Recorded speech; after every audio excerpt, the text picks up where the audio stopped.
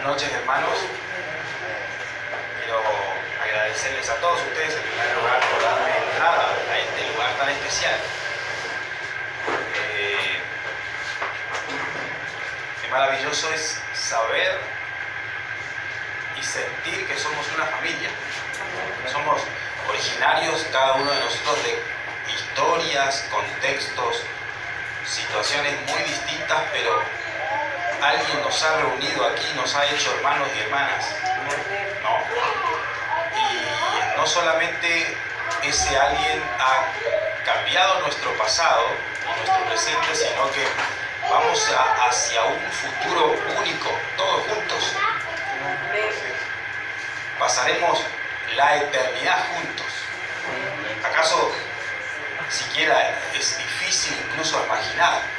Pero vas a tener que aguantarme por una eternidad. Así que más vale que vayamos acostumbrándonos. Pastor Lucio, es una bendición conocerlo y gracias por su invitación, por su confianza. Por supuesto, Ariel también. Gracias por tu confianza, tu invitación. Por este tiempo que apartaron para poder estar acá. En primer lugar, adorar al Señor, fue tan maravilloso el momento de adoración. Y por supuesto, volvernos a la palabra, volvernos a la Biblia, ¿no?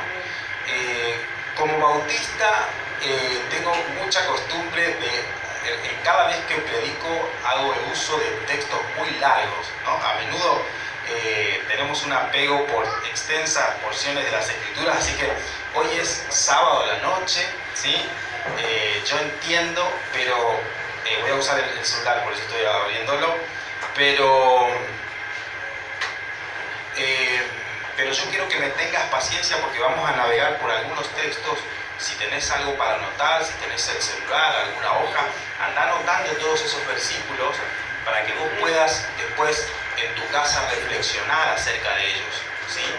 Es importante que el pueblo de Dios sopese todo lo que los maestros enseñan en el púlpito, así como los creyentes de Berea probaban que les enseñaba el mismo apóstol Pablo. Así que si al apóstol Pablo le pedían prueba, mucho más deberían pedírmela a mí, ¿no? Así que yo te invito a que tengas a bien el anotar en la medida de lo posible. Quiero hablarles hoy de una preocupación que hace a mis reflexiones en este último tiempo, pero también, ¿querés que dejemos el micrófono, Pastor Lucio? ¿Sí? ¿Puedo hacerlo así? ¿Está? Ok, está bien. Que tiene que ver con la verdad del Evangelio en nuestra realidad, en una realidad cambiante. Pero antes de ir a esas reflexiones, quiero que vengas conmigo al libro de Hechos, Hechos capítulo 13. Hechos capítulo 13.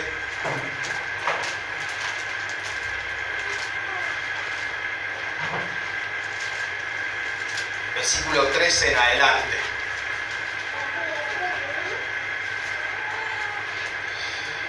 Vamos a leer varios versículos, vamos a ir hasta el 30, del 13 al 30. Pero quiero que prestes atención a cómo el apóstol Pablo presenta el Evangelio en un contexto determinado, en un lugar determinado, en una zona determinada del antiguo imperio romano. Quiero que veas conmigo.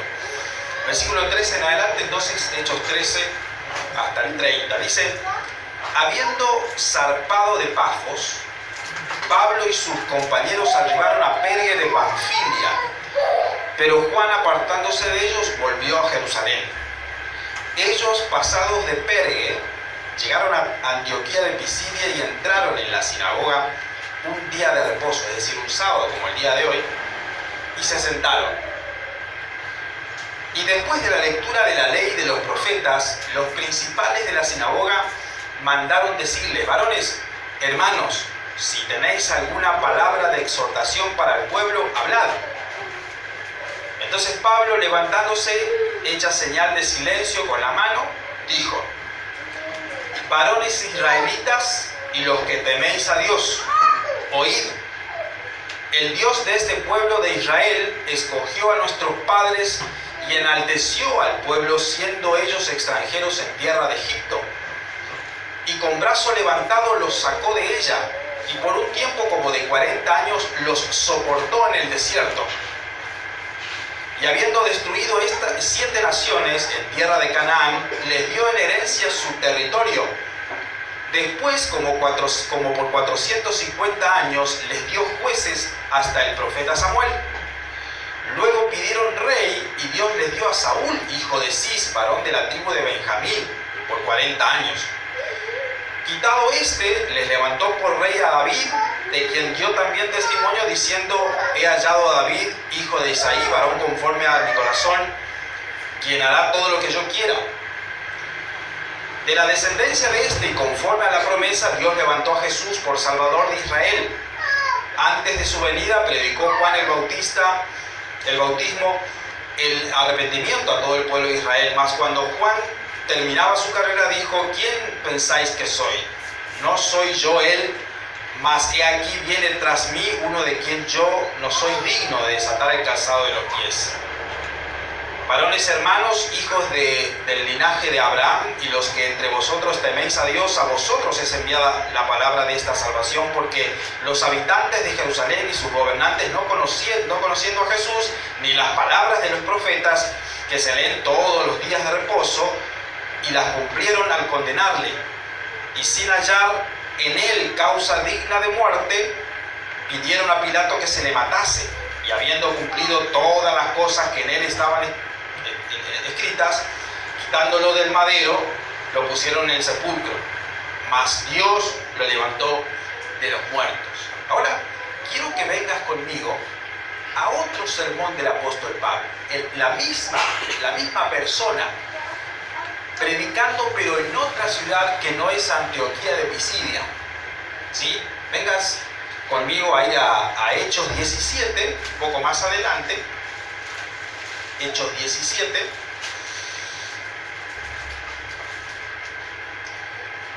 Vení conmigo al versículo 22. Antes de comenzar a leer a partir del 22, es importante decir que ahora Pablo va a predicar frente a un auditorio que es completamente distinto, a un grupo de personas que no son judíos, que no son israelitas. ¿Se acuerdan cuando comenzamos a leer el texto anterior que decía Pablo, varones israelitas? ¿Sí? Acá Pablo no va a decir eso, ¿sí? Dice acá Pablo: entonces Pablo, puesto en pie, versículo 22, 17, puesto en pie en medio del Areópago, que era una especie de plaza pública, dijo: varones atenienses, en todo observo que sois religiosos, porque pasando y mirando vuestros santuarios, hallé también un altar en el cual estaba esta inscripción: al Dios no conocido, al que vosotros adoráis, pues sin conocerle, es a quien yo os anuncio. El Dios que hizo el mundo y todas las cosas que en él hay, siendo Señor del cielo y de la tierra, no habita en templos hechos por manos humanas, ni es honrado por manos de hombres, como si necesitase de algo. Pues Él es quien da a todos vida y aliento y todas las cosas, y de una sangre ha hecho todo el linaje de los hombres para que habiten sobre toda la faz de la tierra, y les ha prefijado el orden de los tiempos y los límites de su habitación, para que busquen a Dios, si en alguna manera palpando pueden hallarlo, aunque ciertamente no está lejos de cada uno de nosotros. Porque en Él vivimos y nos movemos y somos, como algunos de vuestros propios poetas también ha dicho, porque linaje suyo somos. Siendo pues linaje de Dios, no podemos pensar que la divinidad sea semejante a oro o plata o piedras, escultura de arte y de imaginación de hombres. Pero Dios, habiendo pasado por alto los tiempos de esta ignorancia, ahora manda a todos los hombres en todo lugar que se arrepientan, por cuanto ha establecido un día en el cual juzgará al mundo con justicia por aquel varón a quien designó, dando fe a todos por haberle levantado de los muertos. A partir de ese momento en adelante, los atenienses que estaban alrededor de Pablo la interrumpen, ¿no? Y ahí termina el sermón de Pablo en el Areópago. Pero hay enormes diferencias entre un discurso y otro de la misma persona. El apóstol Pablo constata, se da cuenta que el auditorio cambió desde la sinagoga de Antioquía de Pisidia al Areópago de Atenas, ¿sí? En la sinagoga, Pablo habla con gente que conoce la revelación, que sabe que existe un Dios y que tiene noción de lo que es el bien y lo que es el mal. Por eso le cita varios pasajes de la Biblia, habla de la historia de Moisés, habla de la historia de David, ¿sí? Es decir, hay una estructura muy típica, digamos, de recorrido bíblico que hace el apóstol Pablo entre los judíos. Ahora, cuando Pablo va a Atenas, en ningún momento cita la Biblia. En ningún momento cita la Biblia. No solamente no cita la Biblia, sino que cita a poetas adoradores de otros dioses, que aparece ahí cuando dice Pablo, como dijo alguno de vuestros profetas, ¿no? Ese profeta, acá no aparece citado, pero los estudiosos han determinado que un poeta de nombre Arato había escrito esto, y Pablo conocía a ese poeta Arato. Por eso lo cita frente a gente que lo conoce. ¿Qué quiero decir? Hay una enorme necesidad que tenemos como iglesia de entender lo que está pasando frente a nosotros. En estos días, desde anoche, desde las 8 de la noche en adelante, y hoy pasamos la gran parte del día allí en el Instituto de Vida, hablando mucho sobre lo que está pasando en nuestra sociedad. Y en los últimos años se está manejando un concepto, una idea que puede explicar un cambio profundo entre nosotros, que si no nos damos cuenta podríamos perder algo importante. Se está hablando cada vez más de la sociedad postcristiana. ¿Qué quiero decir con sociedad postcristiana? Es decir, estamos entrando a un momento en la historia en la que una gran mayoría de personas, especialmente una franja de edad, pastor, que va desde los 15, 16 años hasta los 30 años más o menos, los jóvenes, los niños y jóvenes de esas edades en el mundo entero se están alejando cada vez más de las ideas que nosotros sosteníamos hasta este momento.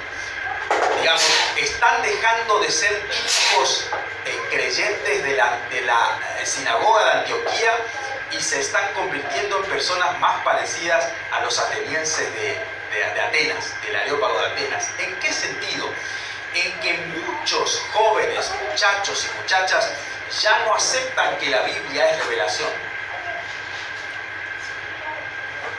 Y muchos jóvenes, muchachos y muchachas, ya no aceptan que existiera siquiera un Dios.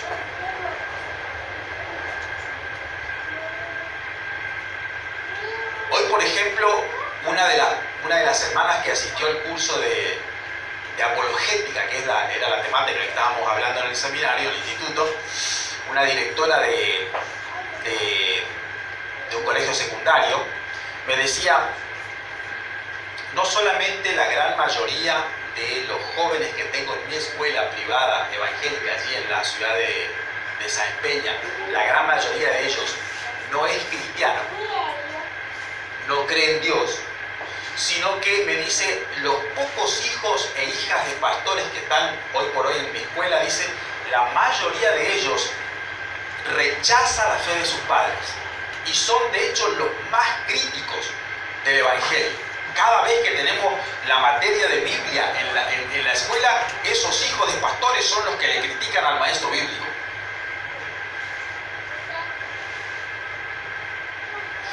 Hay algunas estadísticas que se están haciendo entre los norteamericanos, todavía hay gente que no estudia esto entre nosotros, pero por lo menos en Estados Unidos se está estableciendo que va entre un 75% y un 85% de jóvenes, muchachos y muchachas que se crían en hogares cristianos, cuando llegan a la adolescencia o a la primera juventud, a los 20 años, abandonan el Evangelio.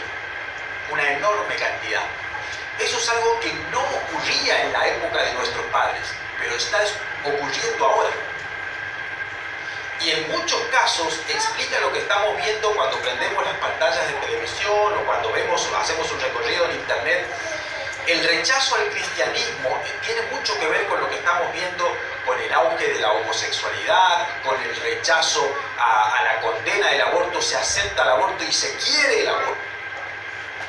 Porque si no existe Dios, entonces no hay bien y mal. Yo mismo establezco el bien y el mal. Y si yo determino que tal situación me perjudica en mis propósitos personales, bueno, lo condeno, voy contra eso, a pesar de que Dios no apruebe lo que yo estoy pensando. Ese es el escenario al cual estamos yendo, ¿sí? Esa es la sociedad poscristiana que estamos atravesando en este momento. Y tengo la sospecha de que como iglesia, como ministros, si no constatamos lo que está pasando, es muy probable que no nos comuniquemos con el mundo de manera coherente, de manera lógica. El mundo ya está abandonando ya casi definitivamente en muchos espacios la idea de Dios mismo. Por lo tanto, para hablar con un mundo desde la Biblia supone una incomunicación imposible de cruzar. No se puede predicar hoy el Evangelio citando la Biblia porque el muchacho o la muchacha te dicen: ¿qué me venís a hablar de la Biblia? Yo no creo en Dios, no creo en la Biblia. Entonces vos, cuando empezás a hablar, ya perdiste, porque el tipo te dejó fuera de lugar, fuera de juego. ¿Qué está bien y qué está mal? Para vos está mal, pero para mí está bien. ¿Qué le vas a decir a un tipo que te dice eso? Pero Jesús murió por mí, pero ¿por qué murió por mí? ¿Qué es el pecado? ¿Por qué es pecado lo que vos decís que yo estoy haciendo? ¿Me entendés? Entonces, hay preguntas que la gente está haciendo que es importante responder. El auditorio cambió. La gente cambió, así como cambió el auditorio de Pablo. Pablo, cuando salió de Israel, de la Palestina de la época y se fue al mundo, la historia fue otra. Ahora, en ese contexto, quiero que vengas conmigo a otros pasajes. Es importante entender que esto de atender a la necesidad del auditorio es incluso una estrategia apostólica. Quiero que vengas conmigo a Primera de Pedro, y para que veas que no estoy hablando de algo que no aparece en la Biblia. Primera de Pedro, capítulo 3, versículo 15. Primera de Pedro, capítulo 3, versículo 15.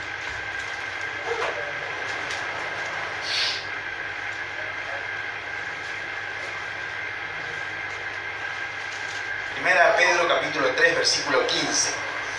Fíjense que dice Pedro, dice: si no, santificad a Dios el Señor en vuestros corazones y estad siempre preparados para presentar defensa con mansedumbre, y estar siempre preparados para presentar defensa con mansedumbre y reverencia ante todo el que os demande razón de la esperanza que hay en vosotros. Voy a leerlo de nuevo. Estad siempre preparados para presentar defensa con mansedumbre y reverencia ante todo el que os demande razón de la esperanza que hay en vosotros. Es decir, esta persona que nos pregunta hoy a nosotros: ¿por qué me hablas de un Dios? ¿Por qué me hablas de un carpintero de Nazaret que resucitó hace 2000 años? ¿Por qué me hablas de eso? También le pasaba a los apóstoles. Y los apóstoles en ese contexto le decían a la iglesia: chicos, estén preparados para dar razón de lo que están creyendo. Porque las preguntas van a venir y es importante responderlas, que escuchen las preguntas que hace la gente para hablar del Evangelio. No se trata solamente de abrir la boca, tenés que decir lo correcto y adaptarte a lo que está pasando. ¿Sí? Quiero que vengas a 1 Corintios, anda anotando todo lo que vamos leyendo. 1 Corintios capítulo 9. 1 Corintios capítulo 9, versículos 19 al 22. 1 Corintios capítulo 9, versículos 19 al 22. Fíjate ahí lo que dice Pablo, ¿no? Ahí ya no es Pedro, sino Pablo. Por lo cual, siendo libre de todos, dice Pablo, me he hecho siervo de todos para ganar a mayor número. Me he hecho a los judíos como judío, para ganar a los judíos. A los que están sujetos a la ley, aunque yo no esté sujeto a la ley, como sujeto a la ley, para ganar a los que están sujetos a la ley. A los que están sin ley, como si yo estuviera sin ley, no estando yo sin ley de Dios, sino bajo la ley de Cristo, para ganar a los que están sin ley. Me he hecho débil a los débiles, para ganar a los débiles. A todos me he hecho de todo, para que de todos modos salve a alguno. Acá vemos una estrategia apostólica. Acá Pablo explica por qué cambia el lenguaje cuando va al Areópago de Atenas. Acá Pablo te explica, te está diciendo, yo no puedo hablarle de la Biblia, de la Torá, que era la manera en la que se presentaba la Biblia en aquella época, a gente que no conoce la Biblia. A gente que no conoce la Biblia, yo tengo que empezar desde la creación y explicarle que el mundo tiene un origen. Recién cuando el tipo entienda lo que yo le quiero decir, le puedo presentar al carpintero de Nazaret que murió y resucitó por él. Pero hasta que el tipo no entienda la plataforma, lo que nos une, va a perder el sentido del mensaje. No me va a entender. Ahora, al mismo tiempo que vemos que Pablo, cuando cambia la persona, cambia el lenguaje, no obstante, Pablo hay cosas que no negociaba.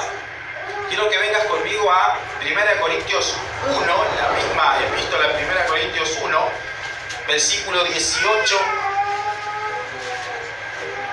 y varios versículos, te voy a guiar por varios ahí. 1 Corintios 1, versículo 18. Dice Pablo acá, porque la palabra de la cruz es locura a los que se pierden, pero a los que se salvan, esto es a nosotros, es poder de Dios. ¿Sí? Vengan conmigo al versículo 22 al 24. Porque los judíos piden señales y los griegos buscan sabiduría, pero nosotros predicamos a Cristo crucificado, para los judíos ciertamente tropezadero y para los gentiles locura, mas para los llamados, así judíos como griegos, Cristo poder de Dios y sabiduría de Dios. ¿Sí? Vengan conmigo ahí un poquito más adelante, capítulo 2, versículo 2. Pues me propuse no saber entre vosotros cosa alguna sino a Jesucristo y a este crucificado. ¿Sí? Es decir, Pablo establece doctrinas, establece verdades que no importa el contexto en donde él vaya predicando, siempre las menciona. Siempre habla de Cristo, siempre está la muerte, el mensaje de la muerte y resurrección de Jesús.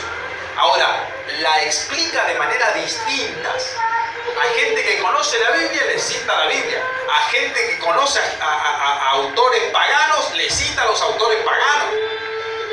Pero en definitiva usa el contexto para guiar a la gente a la luz.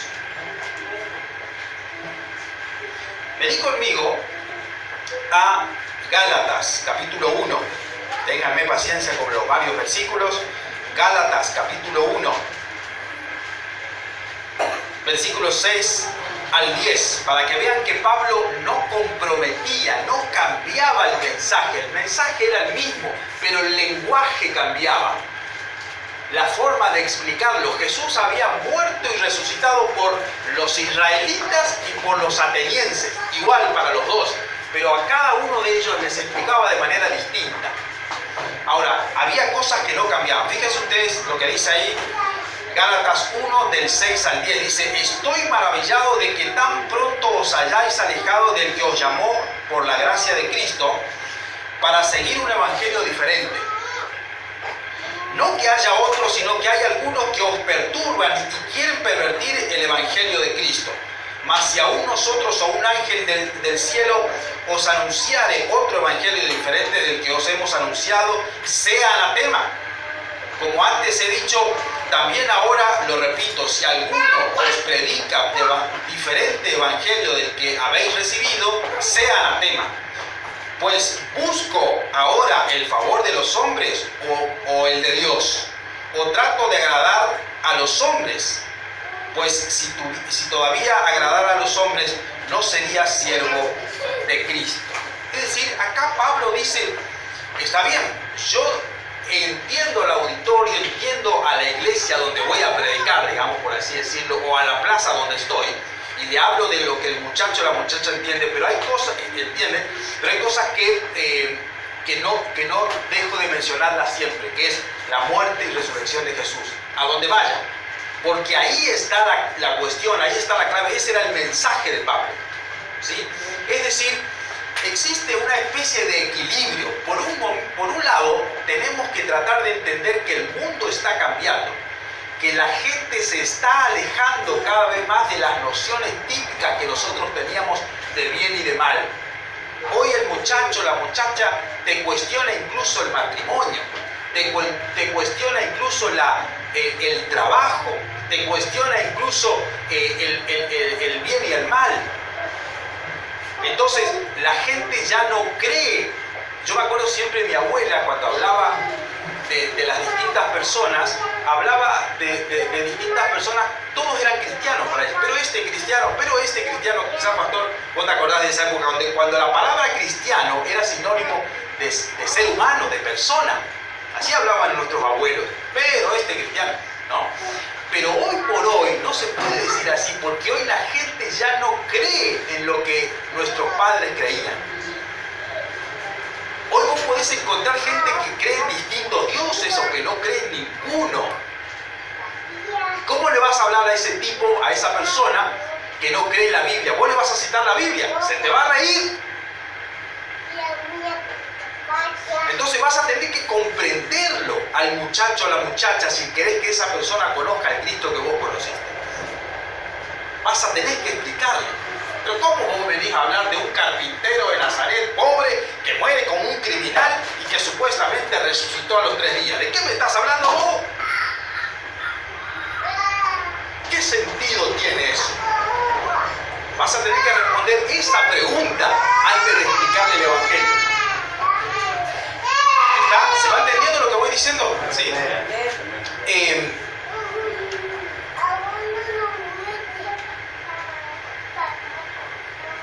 Hay elementos entonces que cambian, que es la gente, pero hay elementos que no cambian, que es el mensaje.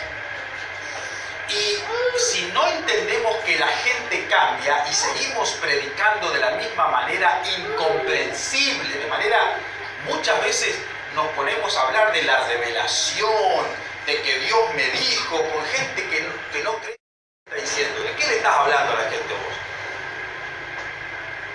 Pero tenés que entender que la persona hoy por hoy es muy diversa, es muy distinta. Por un lado, entonces, la gente cambia, pero por otro lado, el mensaje no puede cambiar. Tiene que ser siempre el mismo mensaje, que es el mensaje de salvación en Cristo Jesús. Ahí viene un poco el equilibrio del que yo les hablaba. El evangelista, el predicador, que somos todos, porque el Señor nos llamó a todos a predicar el evangelio, no solamente a los pastores y las pastores. Vos y yo estamos llamados por el mismo Cristo, ¿sí? Ahora, entendiendo que somos llamados a la misma tarea, es urgente que entendamos que tenemos que prepararnos para hablar con este tipo de gente que ya es muy distinta a la gente que conocimos. Yo como profesor universitario, a menudo los padres de mi propia congregación y de otras congregaciones me cuentan todos los años lo mismo, la misma historia.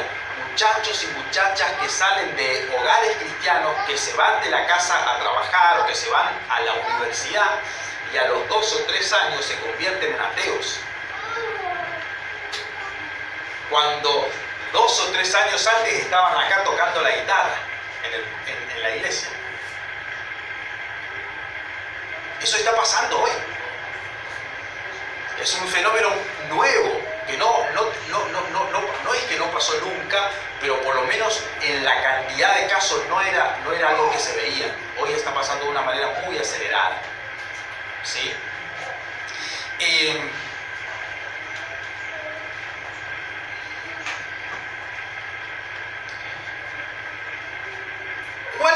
¿Cuál es el mensaje? ¿Cuáles son los elementos que no pueden cambiar? Hay por lo menos 5 elementos que quiero mencionar y que es importante tenerlos en cuenta cada vez que nosotros les explicamos las verdades de Dios a esta gente que ya no cree en Dios. Tenemos que tratar de llegar a algunas ideas comunes, pero en primer lugar, el Evangelio no puede mutar, no puede cambiar. Por eso yo titulé esta enseñanza como el Evangelio inmutable en un mundo cambiante. ¿Sí? El Evangelio siempre mismo en un mundo que cambia. ¿Sí? Ahora, ese Evangelio que es siempre el mismo tiene por lo menos 5 elementos que es imposible sacar uno de ellos de tu presentación del Evangelio a esa gente que está allá afuera. En primer lugar, es crucial que siempre en nuestra explicación del Evangelio al que no conoce a Cristo esté lo que en los libros de teología se llama la encarnación. Tenés que explicarle a la gente que Dios se hizo hombre en Jesucristo. Eso tiene que estar sí o sí. Cuando vos le explicás la palabra de Dios a la gente a la cual le estás evangelizando. Dios se hizo hombre en Jesucristo. Eso se llama la encarnación. Eso tiene que estar. En segundo lugar, tiene que estar la enseñanza de la expiación. En los libros de teología se habla de la palabra expiación. ¿Qué quiere decir la palabra expiación? Es aquella enseñanza que muestra que ese hombre, que ese Dios que se hizo hombre en Jesucristo, muere en la cruz por vos y por mí. Eso tiene que estar, sí o sí, en tu explicación del Evangelio a la gente que no conoce a Dios. ¿Está? Número 1, entonces, la encarnación de Dios en Jesucristo. Número 2, la expiación, es decir, Jesús murió por vos y por mí. Número 3, resurrección. La persona tiene que saber que Jesús también se levantó de la muerte al tercer día. Que no está creyendo en un tipo que se quedó pudriéndose en la tumba para siempre. Creemos en una persona que está viva y se levantó y venció a las cuerdas de la muerte. Eso tiene que estar presente en tu explicación, ¿sí? en tu presentación del Evangelio. Número 4, el arrepentimiento. Es decir, el ser humano se encuentra en falta moral ante Dios. Y la persona, el amigo, la vecina que está escuchando la voz, la aplicación, tiene que entender que debe arrepentirse para vivir abrazado a ese Jesús que murió y resucitó por esa persona. Tiene que estar el llamado al arrepentimiento. Y número 5, la importancia de la fe. Es decir, que Dios salva al ser humano por gracia, por medio de la fe, en esa obra que ese carpintero de Nazaret hizo en la cruz del Calvario. Tenés que hacer un llamado a la persona a la fe en Jesucristo para ser salvo. ¿Qué quiero decir con estos elementos? Encarnación, expiación, resurrección, arrepentimiento y fe. ¿Qué quiero decir con estos 5 elementos? Que el testimonio no es el Evangelio.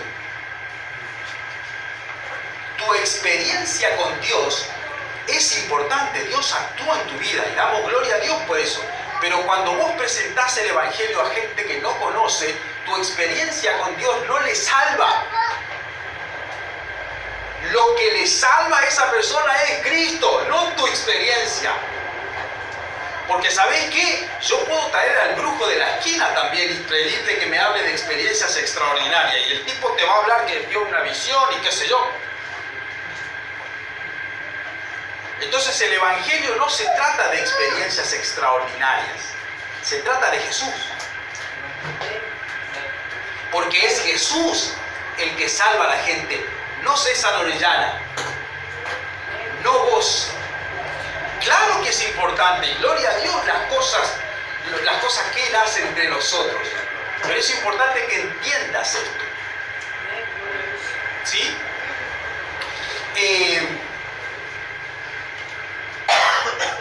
Villa Luz Uriaga necesita a Cristo. ¿Sí o no? No necesita al pastor Lucio.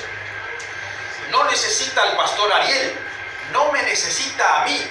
¿Y sabés qué? Tampoco te necesita a vos. Necesita a Jesús. Amén. Tenés que llevarle a Jesús a Villa Luz Uriaga. Porque es el único que puede rescatar, salvar este barrio, toda Resistencia, todo Argentina y todo el mundo. Es el único. Entonces, si fallás en esa tarea, si fallamos, si Villa Luz Uriaga conoce mi experiencia con Dios, tus historias y demás, pero no conoce a Jesús, entonces se va a perder igualmente. ¿Se va entendiendo? En muchos sentidos, lo que más tenemos que saber acá entre nosotros, podemos ignorar muchas cosas.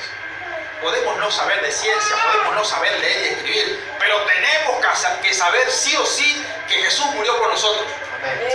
Eso no debe desaparecer del mensaje de la iglesia. ¿Se va entendiendo?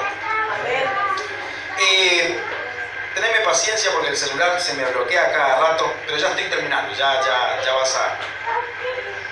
vas a poder estar más despierto, ¿sí? No es necesario que te duermas.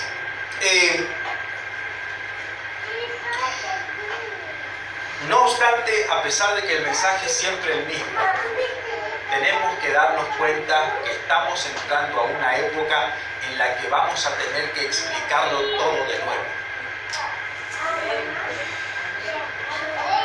Nos acercamos a una época en donde vamos a tener que explicarle al muchacho, la muchacha, todo de nuevo. ¿Por qué existe un Dios? ¿Por qué robar está mal? ¿Por qué existe el bien y el mal? ¿Por qué el mundo fue creado y no surgió de la nada? Esto es un gran tema. ¿Sí? ¿De dónde surgió todo, papá? Cuando te pregunte tu hijo, ¿qué le vas a responder vos ahí? Esa es una pregunta importantísima. Y tenés que prepararte para esas preguntas de tu familia, que es el primer campo misionero. Porque ¿sabés qué? Si vos no le respondés bien a tus hijos, el mundo le va a responder. Y le va a dar su propia versión al mundo. Y cuando tu muchacho, tu muchacha abrace esa versión, vos te vas a agarrar la cabeza, ¿sabés qué? Va a ser tarde. Va a ser tarde. Entonces vas a tener que comenzar a leer un poco más, a preocuparte, a hacer preguntas importantes, saber cuáles son las dudas y comenzar a responder y explicarlo todo de nuevo a tu familia. Es urgente hacer escuela dominical en la casa, rescatar la importancia de la educación en la iglesia. Los maestros bíblicos de entre nosotros deben urgente entender esto y comenzar a enseñar a la iglesia todas las cosas que tienen que ver con lo básico, ¿sí?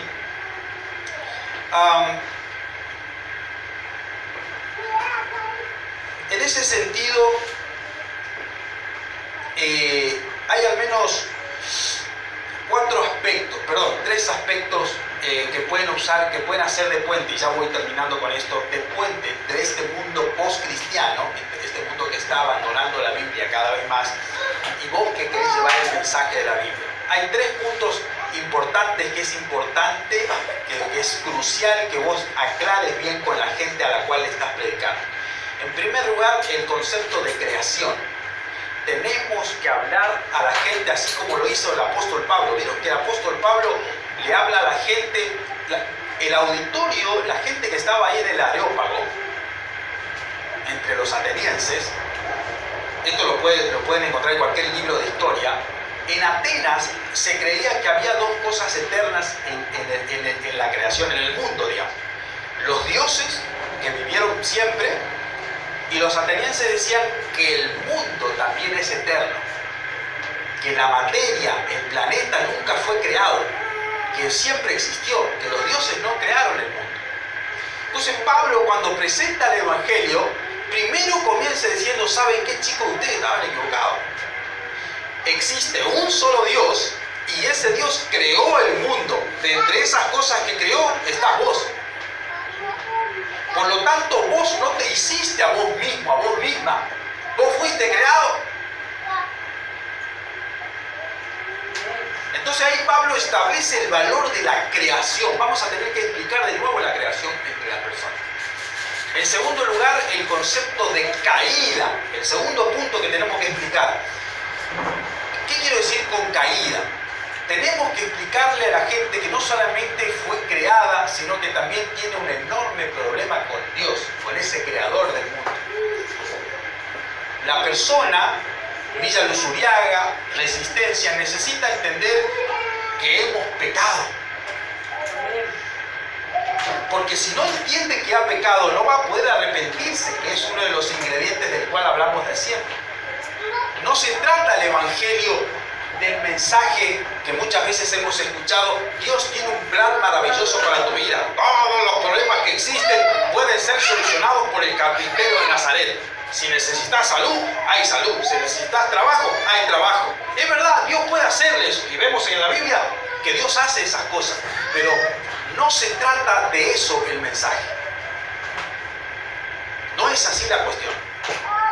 El mensaje tiene que ver con una persona que no es que está en situación económica deficiente o de salud, que es verdad que la gente, los seres humanos transcurrimos, pero nuestra mayor enfermedad no es física, es espiritual. Y el Evangelio tiene que ver sobre todo con esa situación espiritual. Siempre me acuerdo lo que cuentan los hermanos de Hermosillo. No sé si conocen a Torre Fuerte, quizás los hermanos que tengan más tiempo. Había un grupo de adoración muy conocido que se llamaba Torre Fuerte. No sé si siguen cantando estos chicos todavía. Que eran un grupo de hermanos de apellido Hermosillo, había otros integrantes más. Los hermanos de Hermosillo, antes de fundar Torre Fuerte, tocaban la guitarra con Luis Miguel. Eran músicos de Luis Miguel. Y ellos cuentan que cuando conocieron el Evangelio allá en México, una de las primeras cosas, obviamente, que hicieron es ir a predicarle a Luis Miguel. Che, Luis, te vengo a traer a Jesucristo, Él va a llenar tu corazón, te va a dar sentido, plenitud. Y los hermanos de Hermosillo cuentan que Luis Miguel le miraba y decía, llenura, pero si yo estoy pleno, ¿de qué me estás hablando? Vacío, mi corazón está lleno de placer, no me falta espacio, me falta tiempo para pasarla bien. ¿Por qué me hablaba de eso? Yo estoy pleno, no necesito sentido a la vida. Tengo todo el dinero que quiero, tengo todas las mujeres que quiero, soy exitoso. Dice que los hermanos de Hermosillo se quedaron sin argumento, sin mensaje, y volvieron a la casa preguntándose ¿en qué fallaron? ¿En qué fallaron? Bueno, después se dieron cuenta que no había que predicar de esa manera, sino que había que establecer que Luis Miguel, vos y yo, tiene un problema enorme con Dios, que le hemos fallado a Dios, que si bien fuimos creados por Dios, en algún momento nos alejamos de Él y ha llegado la hora de volver a Dios. ¿Se entiende?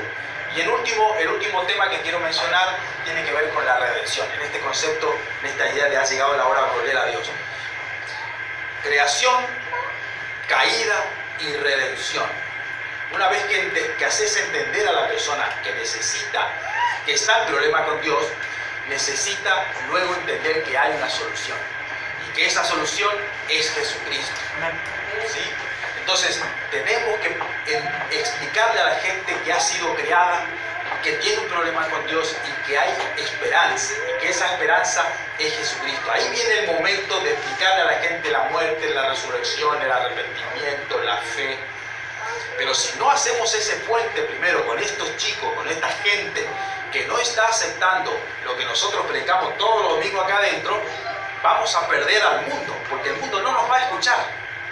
Y si al mismo tiempo nosotros cambiamos el Evangelio para llegar a ese mundo que parece que no nos comprende, entonces habremos perdido el Evangelio y al mundo al mismo tiempo. No podemos permitir que eso pase. Tenemos que ir allá, tenemos que ir al mercado, tenemos que ir a la calle, al colectivo, a donde está la gente que hace preguntas realmente importantes y responderles a preguntas. Y una vez que le respondemos, habrá que explicarle todo de nuevo de la cruz, la resurrección, el arrepentimiento. Sí o sí, esos elementos tienen que estar. ¿Se entiende por dónde voy, hermano? Entonces, el desafío de la iglesia es muy grande. Es abrumador. El apóstol Pablo dijo, para esta tarea, ¿quién es suficiente? ¿No? Si el apóstol Pablo se veía insuficiente, ¿te imaginas César Orellana? ¿No? ¿Quién es capaz de llevar este mensaje tan radicalmente distinto a lo que la gente escucha en la calle? Ahora, abrir la boca, comenzar a explicar esto y el Espíritu Santo va a hacer su tarea. ¿Sí? Y habrá algunos que no van a escuchar y van a rechazarte, pero habrá otros que sí van a escuchar, que sí se van a abrazar a ese Jesús de la cruz, a ese Jesús que resucitó, y van a pasar a formar parte de la iglesia, del pueblo de Dios y de un futuro con Cristo. No queda otra que jugarnos, meternos más adentro de Villa Luz Uriaga, más adentro de la gente que necesita el Evangelio. Pero no solamente el enfermo, el pobre, todos necesitan el Evangelio, todos. Porque todos han pecado y están destituidos de la gloria de Dios, dice el apóstol Pablo. Por eso Cristo vino para todos, para pobres, para ricos, para enfermos, para saludables, para jóvenes, para ancianos, para todos. Pero Cristo, no otra persona. El que murió y resucitó por vos y por mí, no otro mensaje. Entonces, iglesia, mi llamado es un poco a la evangelización, pero a la evangelización del verdadero mensaje de Cristo. No podemos cambiar el mensaje, porque el que salva al ser humano es Cristo Jesús, no vos, no el pastor Lucio, no yo. ¿Sí? Es Cristo Jesús. Y ruego al Señor que en nuestras debilidades, en nuestras limitaciones, el Espíritu nos empodere, nos llene de fuerza que vos y yo sabemos que no tenemos. Sea el Espíritu Santo el capacitador entre nosotros, sea Él suficiente y no nosotros. ¿Se entendió, hermano? Amén. ¿Sí? ¿Me dicen un amén? Amén. Fuerte. Amén. Para que el Señor haga esto en realidad, ¿sí? Entre nosotros. A mí me gustaría que oremos, ¿sí? Que el Señor pueda traer entre nosotros esa fuerza, esa valentía para llevar el Evangelio a esta generación que lo necesita. Está cambiando, ¿sí? Si los músicos quieren ir pasando. Señor Jesús, te damos gracias porque sabemos que somos tu pueblo, porque sabemos que nos rescataste, no porque nosotros somos inteligentes, no porque nosotros somos valiosos en el sentido de que somos más que otras personas. Nos rescataste por tu gracia, por tu amor, por tu misericordia, no porque hubiera algo especial en nosotros. Pero Señor, no solamente nos rescataste por tu amor, sino que nos rescataste con un propósito, que es el propósito de llevar tu palabra a otros, al vecino, al pariente, al amigo, al compañero de trabajo, que también vos amás y que también vos moriste y resucitaste por esa persona. Señor, ¿cómo podemos hablar de tu palabra a ellos? Ayúdanos, danos la valentía, danos la forma de hablar con la gente para que la gente nos entienda, Señor, y se abrace al Cristo que murió y resucitó por ellos. Sálvalos, Señor, pero sálvalos por medio de nosotros, porque sabemos que no vas a enviar ángeles, no vas a enviar visiones sobrenaturales, nos vas a enviar a nosotros llenos de defectos. Pero Señor, apelamos a tu poder. apelamos a tu capacidad en nosotros para llevar el Evangelio. Y cuando abramos la boca, el Espíritu Santo salve a la gente, salve a la persona, al muchacho, a la muchacha, al anciano, al abuelo, a la señora, al trabajador. Sálvalo, Señor, por nuestra imperfecta manera de explicar las cosas. Te doy gracias, Señor, por esta iglesia. Bendecí al pastor Lucio, al pastor Ariel. Bendecí a todos los que están acá presentes, que forman parte del pueblo de Dios en Villa Luz Uriaga. Y que Villa Luz Uriaga sea bendecida por este pueblo. Que sean rescatados los muchachos, las muchachas, por los jóvenes de esta iglesia, que les explican lo único que les va a salvar, que es Jesucristo. Empoderarlos, Señor. Ayudarlos a los muchachos en la calle, protegerlos. Ayudarles en la escuela, en el trabajo, en las situaciones de salud. Levantá esta iglesia en poder, Señor. Protege a tu pueblo, Jesús. Pero protégelo mientras esta iglesia hace su tarea en Villa Luz Uriaga. Y entonces la obra de Dios va a prosperar, va a avanzar. Señor, te damos gracias. Te pedimos perdón por las veces que fallamos, pero sabemos que tenemos el perdón concedido y sabemos que tenemos el poder concedido para hacer tu obra. Te adoramos, Jesús, te bendecimos, te reconocemos como nuestro Salvador y nuestro Señor. Y te rogamos que una vez que estemos allí en la obra, vos puedas actuar con nosotros. Oramos todo esto apelando a tu misericordia y gracia, en tu nombre, Jesús. En tu nombre, Jesús. Amén, Jesús.